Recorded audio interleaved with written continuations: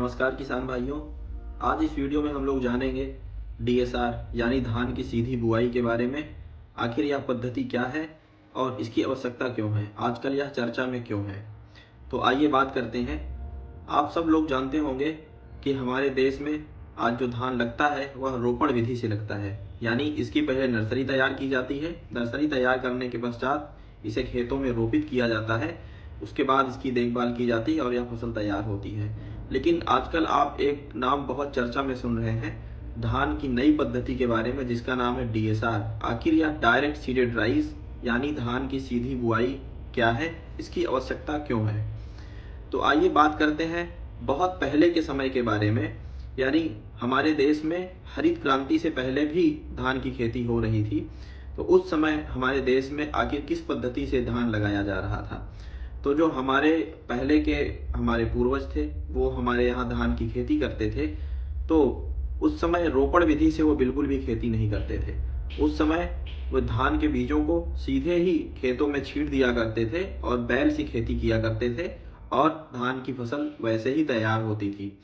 उसके पश्चात जब हमारे देश में हरित क्रांति आई तो हरित क्रांति ने बहुत सी नई पद्धतियों को जन्म दिया।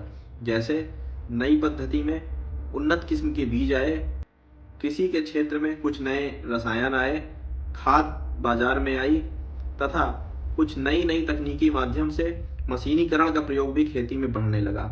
तो उस समय उन्नत बीजों, जिनको हम आज हाइब्रिड बीज कहते हैं, उन बीजों का प्रयोग करके हमारे यहाँ नर्सरी की शुरुआत हुई और हम लोग धान की नर्सरी तैयार करने लगे। धान की नर्सरी तैयार करने के पश्चात जब नर्सरी तैयार हो जाती तो उनका खेतों में रोपण किया जाने लगा।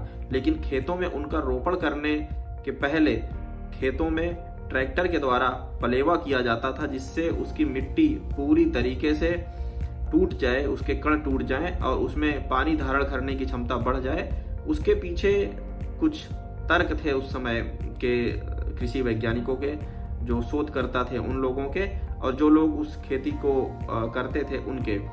जैसे कि रोपण विधि में जब पलेवा किया जाता था तो पलेवा करने से मिट्टी की जो पानी धारण की क्षमता होती है वो क्षमता बढ़ जाती थी।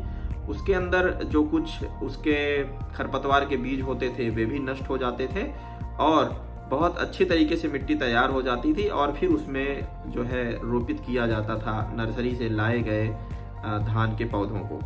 तो इतने सालों तक, लगभग 1970 के बाद से लेके अभी तक 30-40 वर्षों तक हमारे देश में रोपण विधि से ही धान की खेती होती रही है। आज भी बहुत जगहों पे रोपण विधि से ही धान की खेती हो रही है।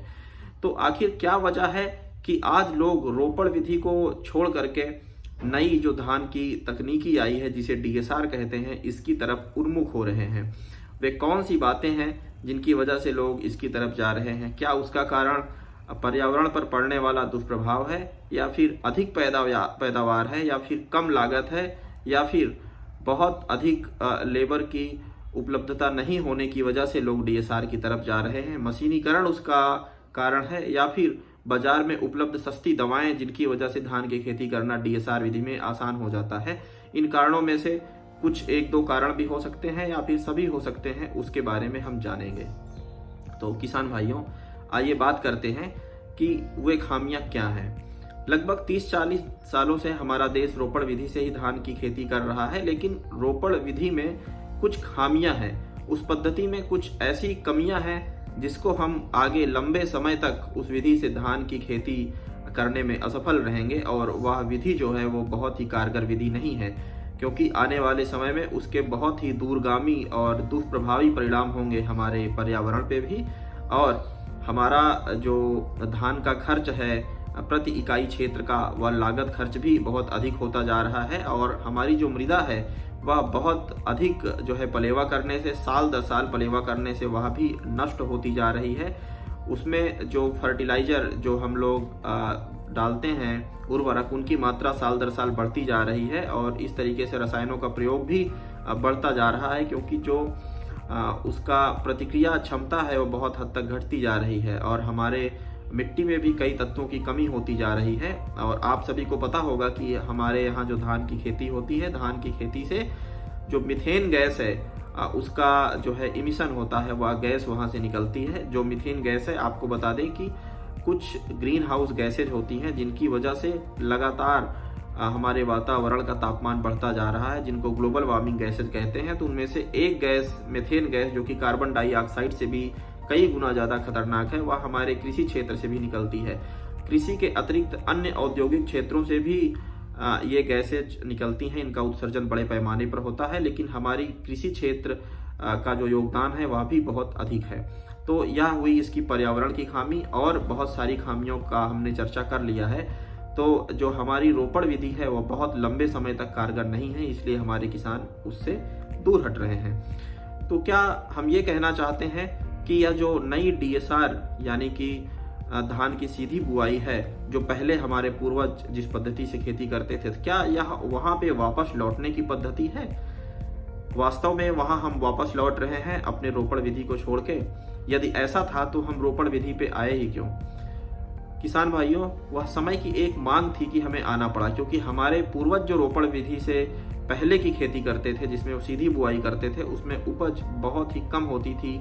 आपको शायद मालूम होगा बहुत से लोगों को कि हमारे यहाँ उस समय जनसंख्या कम थी, भूमि की उपलब्धता भी अधिक थी, लेकिन फिर भी हमारे यहाँ अब अनाज की कमी होती थी। हम उस समय अनाज में आत्मनिर्भर नहीं थे, क्योंकि हमारे पास जो किस्में थी वो उन्नत किस्में नहीं थी और उनमें पैदावार ना के बराबर होती थी। हमारे पास उपकरण भी नहीं थे, हमारे पास किसी भी प्रकार की व्यवस्थाएं नहीं थी कि हम मौसम पे निर्भर ना रह के सीधे अपनी निर्भरता से अपनी फसलों को पैदा कर सकें और आत्मनिर्भर बन सकें। तो हरित क्रांति ने हमें वो विकल्प दिए कि हम रोपण विधि पे जाएं और फसलों की पैदावार करें। लेकिन अब समय बदल गया है। अब समय की मांग ये है कि हम कम लागत में बिना श्रमिकों पे निर्भर रहे तथा पर्यावरण को नुकसान पहुंचाए बिना कम मेहनत में बहुत आसान तरीके से जलवायु परिवर्तन के इस प्रवेश में विषम परिस्थितियों के बावजूद किस तरीके से अपनी उपज को बढ़ा सके और कम से कम लागत में अधिक से अधिक मुनाफा कमा सके।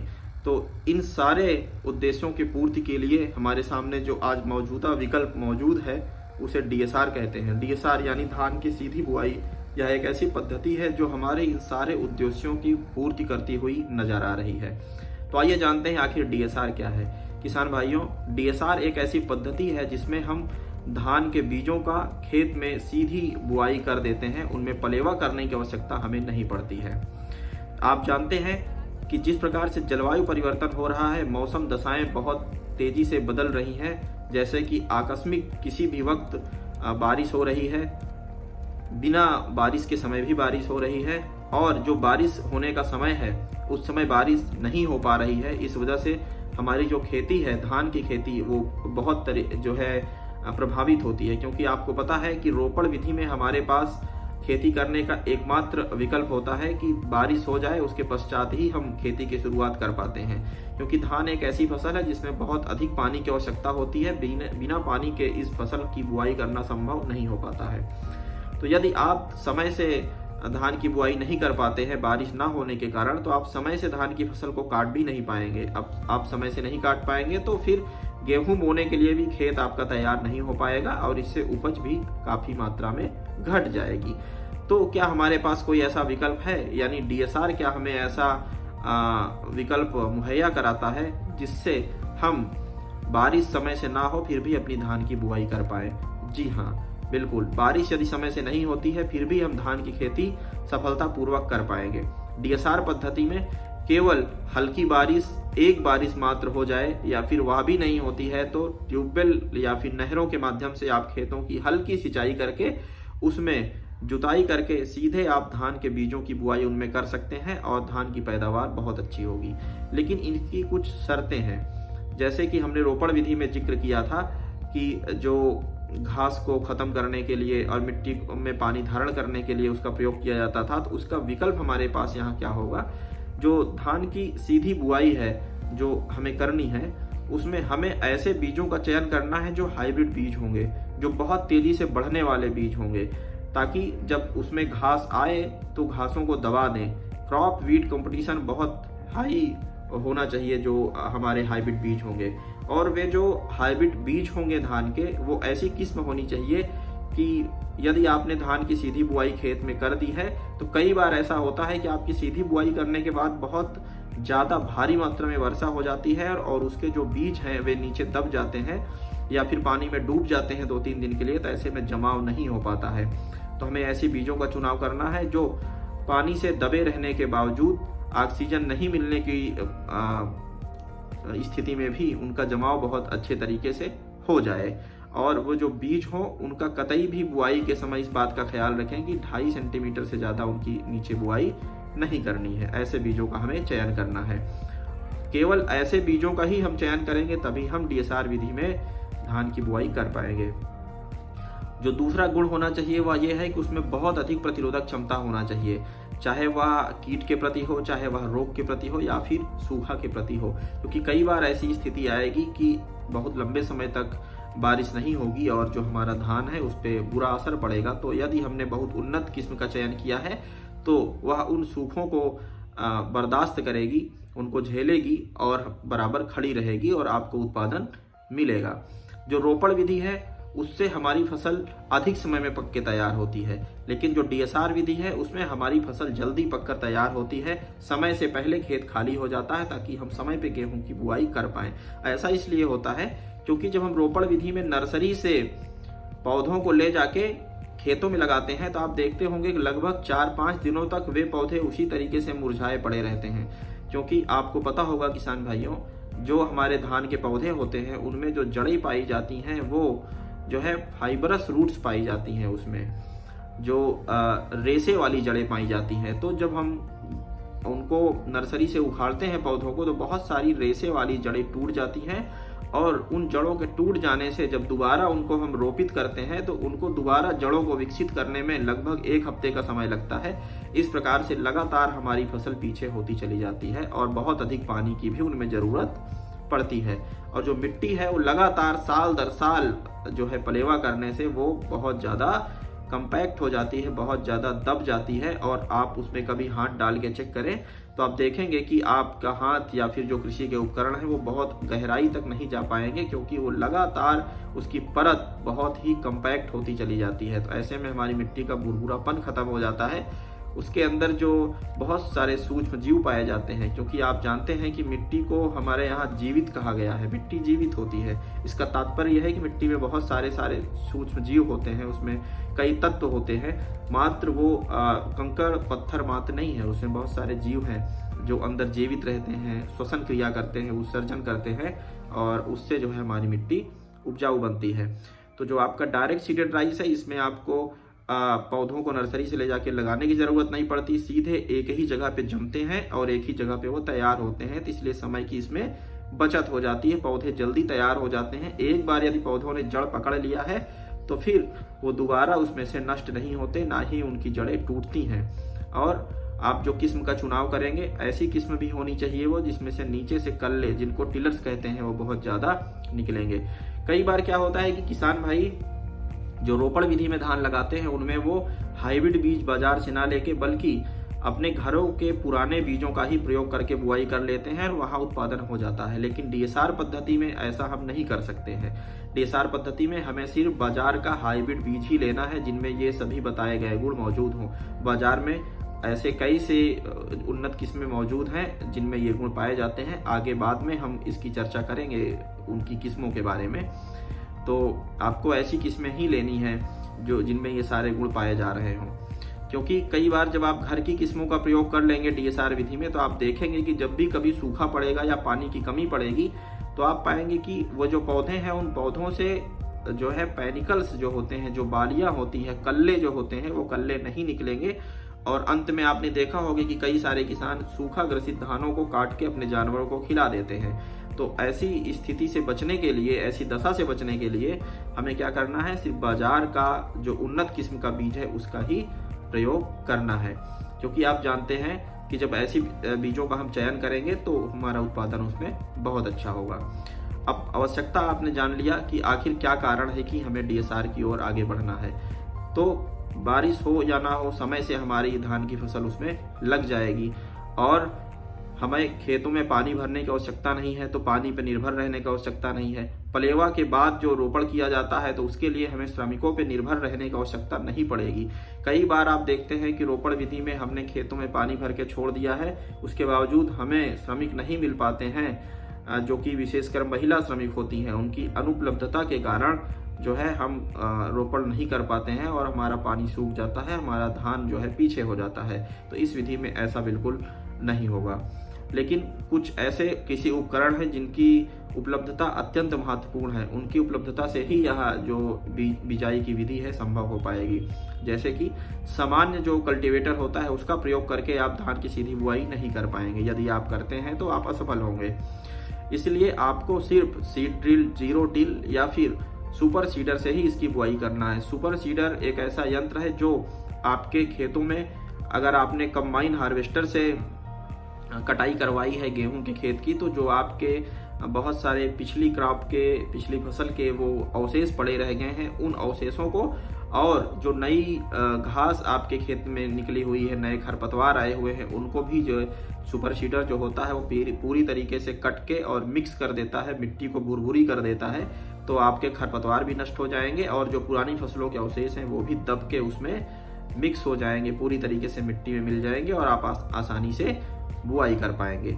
तो इस प्रकार आपने देखा कि समय से हमारी बुआई हो जाएगी, श्रमिकों की आवश्यकता नहीं पड़ेगी, लागत कम आएगी और आप देखें कि जलवायु परिवर्तन के लिए जो महत्वपूर्ण तत्व है जैसे कि मीथेन, उसका उत्सर्जन भी बहुत कम मात्रा में होगा DSR विधि से और समय से आपका खेत भी तैयार हो जाएगा। इसमें मेहनत भी कम लगेगी और आप जो भी उर्वरक डालेंगे उन उर्वरकों का बहुत अच्छी प्रतिक्रिया देखने को मिलेगी आपके खेतों में। तो इस प्रकार आपने देखा कि क्यों इसकी आवश्यकता है। इन्हीं सब गुणों की वजह से आज जो हमारे किसान भाई हैं बहुत तेजी से, सिर्फ किसान ही नहीं, जो कृषि वैज्ञानिक है, कृषि में लगे हुए जो शोध कार्य में लगे हुए लोग हैं वे लोग, और कृषि क्षेत्र में सेवाएं देने वाली जो भी प्राइवेट कंपनियां हैं, वो सब लोग इस दिशा में कार्य कर रहे हैं कि हम DSR के अनुरूप नई उन्नत किस्मों का विकास कर पाएं, ऐसे कई रसायनों का जो है कि विकास कर पाएं जिससे हमारा DSR संभव हो पाए। एक अन्य चर्चा आपके साथ करते हैं कि रोपण विधि की आवश्यकता इसलिए भी थी कि जो खरपतवार है बहुत अधिक प्रभावी होते हैं। तो खरपतवार से निपटना ही मुख्य चुनौती है धान में। यदि आपने धान की फसल में खरपतवारों से निपट लिया है तो आपकी पैदावार बहुत अच्छा होगी। तो रोपण विधि में तो वो पलेवा से काफ़ी हद तक हो जाता है, लेकिन जो सीधी बुआई है, सीधी बुआई में आपको यदि खरपतवार से निपटना है तो उसके लिए शुरू में आपको सुपर सीडर से बुआई का प्रयोग करना है। सुपर सीडर के प्रयोग करने से आप देखेंगे कि दो पंक्तियों के बीच की दूरी भी बराबर होगी और दो पौधों के बीच की दूरी भी बराबर होगी। तो आपको पूरे खेत में देखेंगे तो एक ही दूरी पे पौधे लगे दिखाई देंगे। इससे उनको काटना भी आसान होता है और उनमें खाद का प्रयोग करना, पानी का प्रयोग करना भी काफ़ी आसान हो जाता है। आगे चल के दवाओं का प्रयोग करना आसान होगा। और आप देखेंगे कि ये जो उपकरण है, इन उपकरणों का प्रयोग किया जाता है। बाकी यदि आप इनका प्रयोग अगर नहीं करते हैं तो बहुत ही मुश्किल होगा कि आप इनकी बुआई कर पाएँ। तो इस वीडियो में हमने इतना समझा है। यदि आपका इससे संबंधित कोई प्रश्न है तो आप ज़रूर इस वीडियो के कमेंट बॉक्स में हमें लिख करके बताएं। हम आपके सभी प्रश्नों का जवाब इसी तरह वीडियो के माध्यम से देंगे। हमें उम्मीद है कि आपको ये जानकारी पसंद आई होगी। यदि पसंद आई है तो वीडियो को लाइक करें, चैनल को सब्सक्राइब करें और कमेंट बॉक्स में कमेंट करके हमें ज़रूर बताएं कि आपको वीडियो कैसी लगी है और आपको अन्य किस विषय पे DSR से संबंधित, यदि किसी अन्य फसल के बारे में जानना है तो उस फसल के किस रोग या किस कीट के समाधान के बारे में आपको जानना है, हम आपको उस जानकारी से अवगत कराएंगे। धन्यवाद।